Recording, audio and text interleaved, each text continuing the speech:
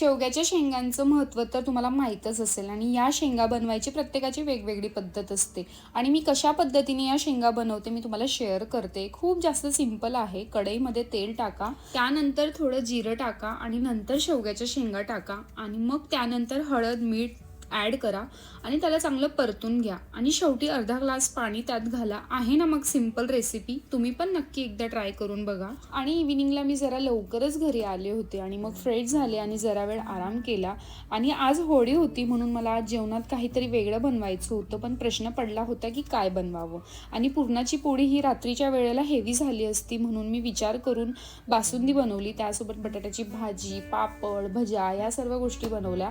माझ्यासाठी पुऱ्या केल्या होत्या कारण हे तिखटसुद्धा खात नाही आणि तेलकटसुद्धा खात नाही आणि उद्या मस्त सुट्टी आहे म्हणून आजपासूनच मला निवांत वाटत होतं. आणि हो, तुम्हाला सर्वांना होळीच्या खूप खूप शुभेच्छा. Thank you for watching. बाय.